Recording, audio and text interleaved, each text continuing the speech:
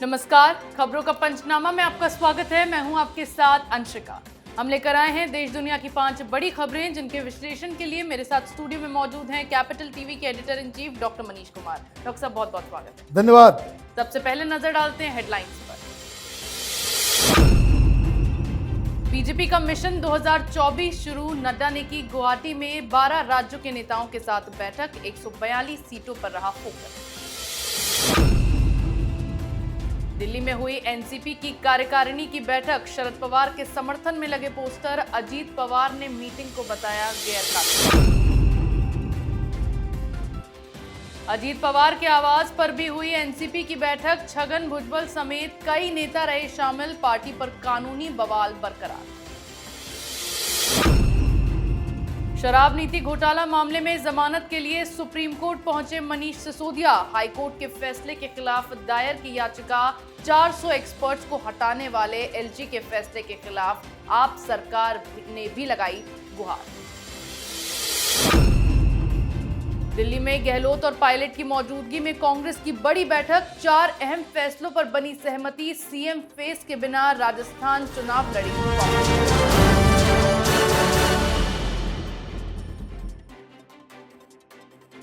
और खबरों की शुरुआत में बात करेंगे गुवाहाटी में बीजेपी की बैठक की। भारतीय जनता पार्टी 2024 लोकसभा चुनाव के लिए तैयारियों में जुट गई है। इसी क्रम में बीजेपी ने 6 से 9 जुलाई के बीच 3 बड़ी बैठकें बुलाई हैं।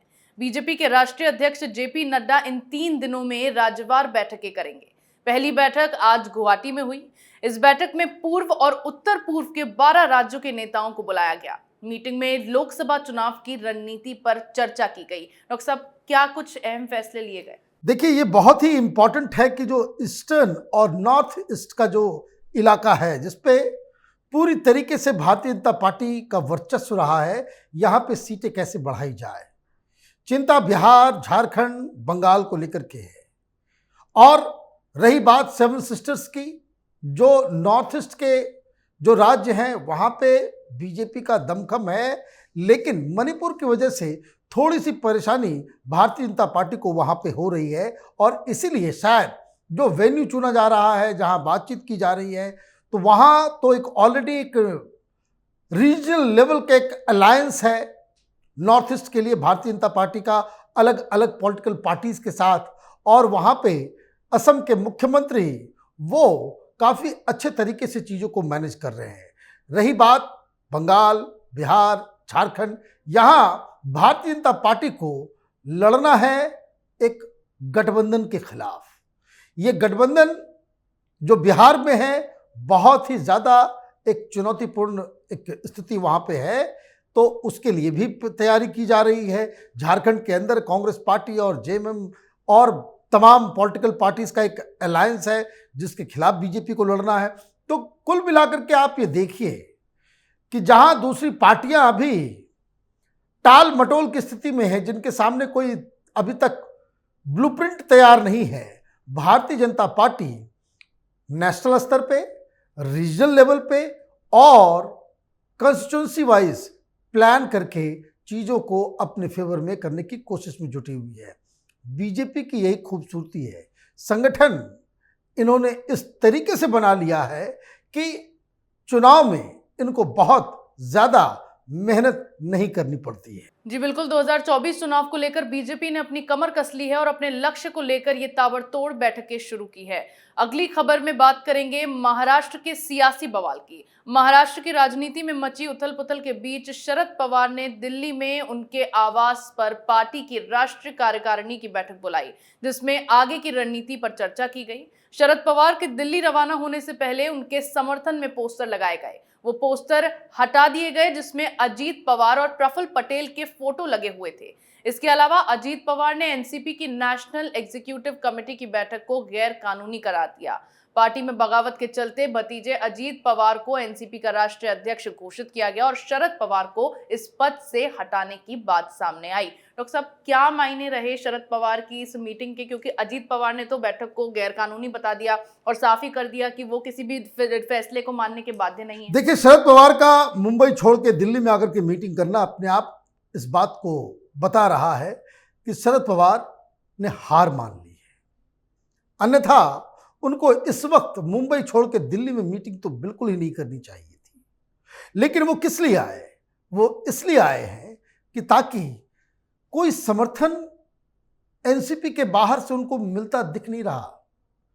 किसी बड़ी पॉलिटिकल पार्टी ने इसे एक बहुत बड़ा मुद्दा प्रधानमंत्री मोदी के खिलाफ नहीं बनाया।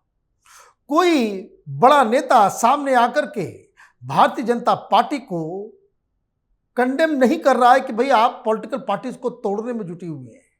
तो शरद पवार के साथ उसको कहते दिक्कत क्या है कि एक तो पार्टी भी गई, सब कुछ गया, और आपने एक ऐसा फैसला ले लिया कि जिससे और इस बात की पुष्टि हो गई। आपने तमाम जितने भी विद्रोही हैं सबको आपने पार्टी से बाहर निकाल दिया। यही फैसला आपने लिया। हालांकि इन सब चीजों का कोई मायने मतलब नहीं है। मामला स्पीकर के टेबल के ऊपर और इलेक्शन कमीशन में जाकर के सॉल्व होगा कि नाम किसके पास होगा, सिंबल किसके पास होगा, ओरिजिनल एनसीपी किसे माना जाएगा।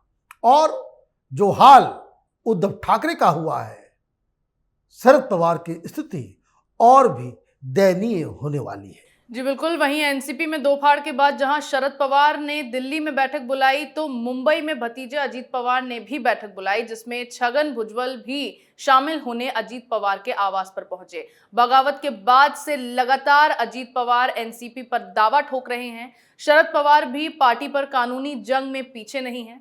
आलम यह है कि शरद पवार को एनसीपी के राष्ट्रीय अध्यक्ष के पद से हटाए जाने के साथ ही अब उन्हें पोस्टर से भी बाहर कर दिया गया है, जिसे लेकर लगातार बवाल बरकरार है। डॉक्टर साहब, क्या कुछ बैठक में चर्चा की जा रही है? लगातार अजीत पवार की ओर से मीटिंग बिठाई जा रही है। देखिए, अजीत पवार एक लीगल, पॉलिटिकल, सब तरह का बैटल लड़ रहे हैं। उनके साथ जो सबसे प्लस पॉइंट है वो ये है कि वो सत्ता में है, और इसलिए जितने भी लोकल लीडर्स हैं उनके साथ चिपकते चले जा रहे हैं। शरद पवार के पास अभी कोई सत्ता नहीं है, इसलिए शरद पवार अलग थलग पड़ रहे हैं। तो पहली चीज ये रही। बात कानूनी दांवपेच की, तो मालूम चल रहा है शरद पवार मीटिंग कर रहे हैं, उसको पार्टी से निकाल दे रहे हैं। अजीत पवार मीटिंग करते हैं तो शरद पवार को अध्यक्ष पद से निकाल दे रहे हैं। इन सब का कोई मायने मतलब अब है नहीं, क्योंकि चाहे वो स्पीकर हो, चाहे वो इलेक्शन कमीशन हो, या फिर सुप्रीम कोर्ट हो, ये उस तारीख जिस दिन विद्रोह हुआ उसके पहले कौन किस पार्टी में था और किसके पास क्या जिम्मेदारी थी, उसके मुताबिक ही फैसला लिया जाएगा। लेकिन ये टेक्निकल चीजें हैं। जैसे होता यह है कि दो आदमी झगड़ा करते, एक एफआईआर किया तो दूसरे लोगों ने भी जाकर के एफआईआर कर दिया। तो यही काम चल रहा है, और इसमें जो पलड़ा भारी नजर आ रहा है वो अजीत पवार का। वो किस लिए?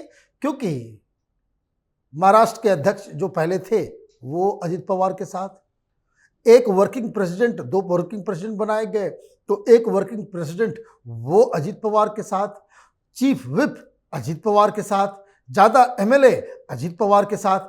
तो शरद पवार के पास कोई इस तरह का लोकस स्टैंडर्ड बचा ही नहीं। अच्छा होता कि शरद पवार किसी तरह का कॉम्प्रोमाइज वो कर लिए होते।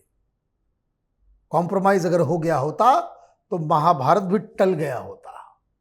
लेकिन जब आप कॉम्प्रोमाइज नहीं करते हैं तो सिचुएशन एस्केलेट करता है, और इस लड़ाई में होता यही है कि कोई एक सब कुछ ले जाता है, सब कुछ जीत जाता है, और जो दूसरा जो हारता है उसके हाथ से सब कुछ छिन जाता है। यही राजनीति की परिपाटी है। जी बिल्कुल। मौजूदा हालातों में अजीत पवार शरद पवार पर भारी पड़ते नजर आ रहे हैं। अगली खबर में बात करेंगे सुप्रीम कोर्ट पहुंचे मनीष सिसोदिया की। जेल की हवा खा रहे मनीष सिसोदिया ने दिल्ली शराब नीति घोटाला मामले में अब जमानत के लिए सुप्रीम कोर्ट का रुख किया है। सिसोदिया ने दिल्ली हाई कोर्ट द्वारा सीबीआई और ईडी दोनों मामलों में उन्हें जमानत देने से इनकार करने के फैसले को सुप्रीम कोर्ट में चुनौती दी है। इसके साथ ही केजरीवाल ने दिल्ली में एलजी की ओर से दिल्ली सरकार के नियुक्त किए गए 400 एक्सपर्ट्स को बर्खास्त किए जाने के मामले में भी सुप्रीम कोर्ट का दरवाजा खटखटाया है। डॉक्टर साहब, आम आदमी पार्टी हो, मनीष सिसोदिया हो, हर कोई सुप्रीम कोर्ट का रुख करे, लेकिन राहत किसी को नहीं मिलती है। देखिए, चोर मचाए शोर।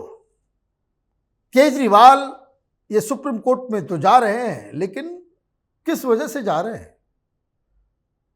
आपकी जो लोकस स्टैंडाई है, जो आपका जो पोजीशन है, आपकी जो करतूतें हैं, आपका जो कुकर्म है, वो अब दुनिया के सामने आ रहा है। अभी एक दिन पहले जजेस ने जो डांट लगाई, जिस तरीके से फटकारा कि ये चला गया कि भाई मेरे पास पैसे नहीं है, रैपिड रेल बनना है मेरठ, अलवर, दिल्ली को जोड़ने के लिए। ये कह रहा है भाई पैसे नहीं है मेरे पास, 250 करोड़ रुपए बचे हुए हैं देने के लिए। जज साहब इतने नाराज हो गए, बोले अरे नटवर लाल ये बताओ कितना तुमने इलेक्शन अपने एडवर्टीजमेंट पे खर्च किए, क्या चाहते हो, उसका डिटेल मांगे। फिर भी इसने कह दिया भाई हमारे पास पैसे नहीं है, कोरोना का समय था, ये था वो था, बहानेबाजी। जज साहब ने कहा 3 साल का हिसाब किताब। अब मनीष सिसोदिया चले गए, हाईकोर्ट से बेल नहीं मिला, पहले भी सुप्रीम कोर्ट गए थे, पिछली बार किस लिए गए थे, तो बीवी की तबीयत खराब है। ये नहीं कहते जाकर के कि हमें मोदी फंसा रहे हैं जज साहब। ये जो बाहर चिल्लाता है कि मोदी ने फंसा दिया, वही बात जाके बोलो जज साहब को, जज साहब समझ लेंगे कि तुमको फंसाया जा रहा है, कि तुमने कुकर्म किया है, तुमने भ्रष्टाचार किया है। तो वो मसला लेकर के गए हैं, और जब जब मसला हाईकोर्ट पहुंचता है या सुप्रीम कोर्ट पहुंचता है, एक दिन पहले तबीयत खराब हो जाती है मनीष सिसोदिया की वाइफ की। यह भी बड़ा कोइंसिडेंस है, भगवान उनको स्वस्थ रखे। और एक और मसला, 400 एक्सपर्ट्स आपने जो बताया, 400 एक्सपर्ट्स ये कहां से उठा लिए तुमने सड़क छाप पे एक्सपर्ट्स को? किसी को 1.5 लाख, तो किसी को 2 लाख, किसी को लाख रुपए सैलरी पे 400 लोगों को तुमने रख लिया। कौन लोग हैं ये आम आदमी पार्टी के लुम्पन ब्रिगेड्स हैं, जो आम आदमी पार्टी के लिए काम करते हैं, उनको जो है वो उनको नौकरी दिया ही है। ये तुम्हारे घर की खेती है या केजरीवाल, तुमने दुकान को ही खोल लिया है अपना? पैसे सरकार के पॉकेट से जाता है, ये दिल्ली का जनता का पैसा है। अगर किसी को एक्सपर्ट नियुक्ति रखते हो तो किस प्रोसीजर पे तुमने उसको सेलेक्ट किया, कहां तुमने इश्तिहार दिया, क्या क्या क्वालिफिकेशन था, कहां इंटरव्यू हुआ, कहां टेस्ट हुआ? जो मनाएगा वो आप कर देंगे। मैं बार बार कहता हूं, ये केजरीवाल जैसे लीडर, ये दुनिया के किसी भी मुल्क में, ऐसे बहुत सारे मुल्क हुए हैं, इस तरह के फ्रॉड नटवर लालों को जहां की जनता सिर पे बिठाती है, बाद में भीख मांगती है, या वहां की महिलाएं देह व्यापार में लिप्त हो जाती है। आप जरा स्टडी कीजिए, बहुत सारे लैटिन अमेरिकन कंट्रीज में, साउथ ईस्ट एशियन कंट्रीज में यह हुआ है। ये फ्री बी करके, ये फ्री वो फ्री, इस तरह के लोग देश के लिए बड़े खतरनाक है। कब सुप्रीम कोर्ट को ये बात समझ में आएगी? तब जब बहुत देर हो चुका होगा। जी बिल्कुल, एक तरफ मनीष सिसोदिया को सुप्रीम कोर्ट से राहत मिलने की उम्मीदें कम हैं, तो अधिकारों की लड़ाई में केजरीवाल अब बार बार एलजी से पंगा लेकर खुद के लिए मुसीबतें खड़ी कर रहे हैं। आज की आखिरी खबर में बात करेंगे राजस्थान कांग्रेस की बैठक की। राजस्थान कांग्रेस में लंबे समय से चली आ रही आपसी खींचतान को सुलझाने और साल के अंत में होने वाले चुनावों के मद्देनजर आज कांग्रेस ने बैठक बुलाई। इस मीटिंग में कांग्रेस अध्यक्ष मल्लिकार्जुन खड़गे, कांग्रेस नेता राहुल गांधी समेत कई दिग्गज शामिल हुए। दिल्ली में हुई कांग्रेस की अहम बैठक में 4 बड़े फैसलों पर सहमति बनी, जिसके तहत फाइनल किया गया कि राजस्थान में होने जा रहे विधानसभा चुनाव में कांग्रेस का कोई मुख्यमंत्री फेस नहीं होगा। डॉक्टर साहब, लगातार अटकलें लगाई जा रही थी, फाइनली कांग्रेस ने डिसाइड कर लिया। क्या अशोक गहलोत और सचिन पायलट के बीच का जो घमासान था शांत हुआ? भाई मुबारकबाद दे देना चाहिए भारतीय जनता पार्टी को कि राजस्थान के चुनाव आप बिना लड़े जीत गए। ये कांग्रेस पार्टी जो है ये कंफ्यूजन का भंडार है। एक सिटिंग चीफ मिनिस्टर है और आप ये कह रहे हो कि हमारा चीफ मिनिस्टर का कोई चेहरा नहीं होगा। तो गहलोत साहब क्या बेवकूफ हैं? उनको तो मालूम चलेगा कि हम हारने वाले हैं या कहीं मेरे साथ खेल हो जाएगा तो भारतीय जनता पार्टी को जितवा देंगे। राजनीति में कोई किसी का नहीं होता है। इस बात को राहुल गांधी को समझ में नहीं आएगा, क्योंकि वो एक रिलक्टेंट पार्ट टाइम पॉलिटिशियन है। ये खड़गे साहब को क्या हो गया, 82 साल की उम्र में उनको समझ में नहीं आ रहा कि ये सुसाइड है।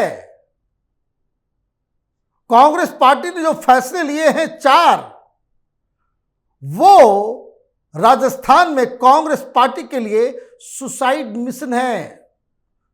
भारतीय जनता पार्टी को ढोल नगाड़ा मिठाई बांटना शुरू कर देना चाहिए। और सचिन पायलट का ऐसा कंफ्यूज्ड लीडर शायद हिंदुस्तान में कोई हुआ ही नहीं। भाई, आपको विद्रोह करना है तो विद्रोह करो। आप विद्रोह भी करते हो, चमचागिरी भी करते हो, गांधी परिवार के सामने झुक भी जाते हो, तो आपको कौन लीडर मानेगा? लीडर तो वही होता है कि जो अपनी जुबान का पक्का होता है, जिसने कह दिया विद्रोह तो विद्रोह।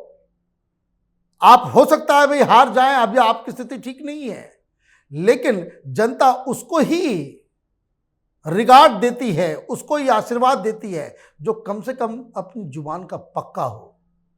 सब यहां वादा करके मुकर जाने वाले लोगों की जमात नजर आ रही है इस राजस्थान कांग्रेस में। जी बिल्कुल, कांग्रेस की इस बैठक में भी हर बार की तरह कहा गया है कि पार्टी एकजुट होकर चुनाव लड़ेगी, लेकिन देखना यह है कि कांग्रेस का ये फैसला कितना कारगर साबित होता है। देश दुनिया की तमाम बड़ी खबरों पर हमारे साथ आपके विश्लेषण के लिए बहुत बहुत धन्यवाद। खबरों का पंचनामा में मेरे साथ आज इतना ही। अगर आपको हमारे वीडियो पसंद आया हो तो इसे लाइक करें, शेयर करें, कमेंट करें, साथ ही हमारे चैनल को सब्सक्राइब करना ना भूलें।